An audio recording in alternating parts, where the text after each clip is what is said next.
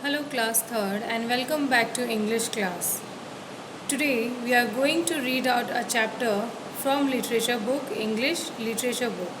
It is chapter number 2, The Magpie's Nest. So students, this chapter is written by Joseph Jacob, who was an Australian poet. He used to teach literature and most of his stories are based on fairy tales for the children. So this story is taken from one of the fairy tales. Okay. So students, this story is about some of the birds. आपने ये तो देखा होगा कि अलग अलग जो birds होती हैं उनके nest भी अलग अलग होते हैं, है ना. Different birds build different kinds of nest. But why they don't have similar nest? So this will come to know when we will read out this story, because इस story में बताया गया है कि किस तरह से अलग अलग birds ने अपने अलग अलग nest बनाने शुरू किए थे. Okay. So the magpie's nest. Magpie is a bird, is a type of a bird. Bird का नाम है magpie. तो the magpie's nest. Okay. So let's read the story.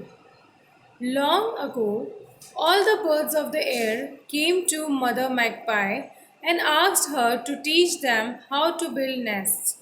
The magpie is the cleverest of all birds at the building nests. Long ago means बहुत समय पहले की बात है.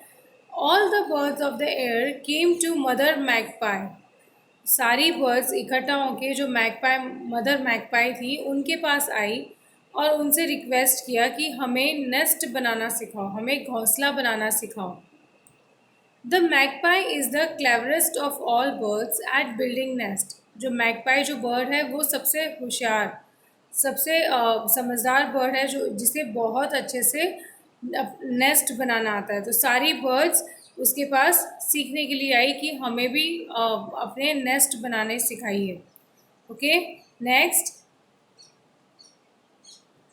सो she gathered all the birds round her and began to show them how to do it. सो magpie ने क्या किया, उन्होंने सारी बर्ड्स को इकट्ठा किया, अपने आसपास बिठाया और उनको सिखाना शुरू किया. गैदर्ड मीन्स इकट्ठा करना. Okay. First she took some twigs and placed them in the shape of the bowl. Twigs means जैसे पेड़ों के पतली पतली जो बेल होती हैं उन्हें हम ट्विग्स बोलते हैं. Okay.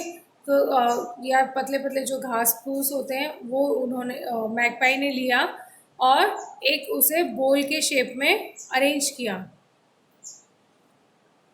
Then she took some mud and lined the hollow like a mud wall. फिर उन्होंने जो मैगपाई है उसने मिट्टी ली और उसे and line the hollow like a mud wall, और जो बोल रखा था उसके चारों तरफ एक वॉल के जैसे उसे लगा दिया. Oh, that's how it's done, said the thrush, and away it flew. Thrush is also a kind of a bird. Thrust ने क्या कहा, ओ दैट्स हाउ इट्स डन. तो थ्रश ने कहा कि अच्छा ऐसे बनता है नेस्ट, और ये बोल के वो वहाँ से उड़ गई. And that's how thrushes build their nest. और तब से जो थ्रशेस बर्ड हैं, जो थ्रशेस एक तरह के पक्षी हैं, वो अपना नेस्ट वैसे ही बनाते हैं. ट्विग्स इकट्ठा करते हैं, उन्हें बोल के शेप में रखते हैं और उनके चारों तरफ मिट्टी की मड वॉल मीन्स दीवार, मिट्टी की वॉल बना के इस तरह से वो अपना नेस्ट बनाते हैं. उन्होंने जो थ्रश थी उसने ये पूरा जो भी नेस्ट बनाने का प्रोसेस था ये पूरा नहीं देखा, सिर्फ आधा ही देखा जितना मैगपाई ने शुरू किया था. तो उसी तरीके से थ्रशेस अपना नेस्ट बनाते हैं. Then the magpie took some more twigs and arrange them inside the hollow. तो जो बोल के शेप में जो रखी हुई थी उसमें उन्होंने और भी ट्विग्स ली, मैगपाई ने और भी ट्विग्स ली और वहाँ पर अरेंज कर दिया. Now I know all about it, said the black bird end of it flu. Black bird is also a type of bird. उसमें भी पेशेंस नहीं था, उसने भी देखा कि अच्छा अब ऐसे बनाया जाता है नेस्ट. उसने भी उतना ही देखा कि मैगपाई जो है वो पहले ट्विग्स ले रही है, फिर वो मिट्टी ले रही है, फिर से ट्विग अरेंज कर रही है. ब्लैक बर्ड ने भी उतना ही प्रोसेस देखा और समझा कि अच्छा इस तरह से नेस्ट बनाया जाता है. ये बोल के वो भी वहाँ से उड़ गई। And that's how black birds make their nest to this very day. और इस तरह से ब्लैक बर्ड्स जो हैं वो अपना नेस्ट ऐसा ही बनाती हैं। Then the magpie put some more mud over the twigs. फिर मैगपाई ने क्या किया, कुछ और मिट्टी ली और उन ट्विग्स के ऊपर और मिट्टी डाली। Oh, that's quite obvious, said the wise owl, and away it flew, and the owls have always made nests like that since then. अब वहाँ जो आउल बैठा था उसने कहा, क्या कहा, oh that's quite obvious. Obvious means natural. Okay, so ये तो बहुत इजी, ये तो नेचुरल है। ओके, तो मैं भी अपने नेस्ट ऐसे ही बनाऊंगा। और वो वहाँ से उड़ गया और तब से आउल जो हैं वो अपने नेस्ट इसी तरीके से बनाते हैं। वो पहले ट्विग्स लेते हैं, फिर मड वॉल बनाते हैं, फिर से ट्विग लेते हैं, फिर मिट्टी डालते हैं, और इस तरीके से आउल्स भी अपने नेस्ट ऐसे ही बनाते हैं। मतलब आउल ने भी पूरा प्रोसेस कंप्लीट होने तक वेट नहीं किया और उतना ही नेस्ट देख के वो उड़ गया। After this the magpie took some more twigs and twisted them round the outside. अब इसके बाद मैगपाई ने और भी जो भी ट्विग्स थे, जो घास फूस थे, आपने भी देखा होगा जो बर्ड जब नेस्ट बनाती है तो बहुत सारे तिनके और रुई, धागे, बहुत सारी चीज़ें लेती है।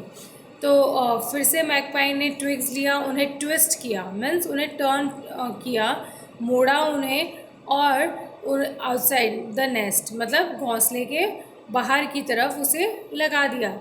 The very thing, said the sparrow, and off he went. Sparrows make untidy nest to this day. तो फिर वहाँ स्पैरो था, उस स्पैरो ने देखा कि अच्छा इस तरह से बनाते हैं, और ये देखकर स्पैरो भी उड़ के चला गया। और तब से स्पैरो जो है वो भी अपना इसी तरीके से अनटाइडी नेस्ट, मतलब बहुत ही एस्ट वेस्ट, क्योंकि उसने भी पूरा प्रोसेस नहीं देखा, इनकम्प्लीट नेस्ट देखा। और तब से जो स्पैरोज़ हैं वो भी अपना घोंसला इसी तरीके से बनाते हैं। सो स्टूडेंट्स, आपने देखा यहाँ तक किस तरह से सारी बर्ड्स मैगपाई के पास आती हैं और उसे रिक्वेस्ट करती हैं कि उन्हें घोंसला बनाना सिखाएं, बट उनमें पेशेंस नहीं है। सभी बर्ड्स जैसे कि थ्रश, ब्लैक बर्ड, आउल और स्पैरो, ये बर्ड्स पूरा प्रोसेस नहीं देखती नेस्ट बनाने का, और आधा आधा एक दो स्टेप्स देख के वो उड़ के चली जाती हैं। तब से जो आउल है, थ्रश है और ये स्पैरोज़ है, ब्लैक बर्ड्स हैं, ये अपना जो नेस्ट है वो इसी तरीके से बनाती है। मतलब बहुत अनटाइडी बनाती है और आधा अधूरा बनाती है, because they have not seen the complete process of making nest. अब आगे इस स्टोरी में क्या होता है, that we will read out in our next video. Till then you read these two pages, and you underline the difficult words and learn the spellings of those words. That's all from my side today. Thank you and have a nice day.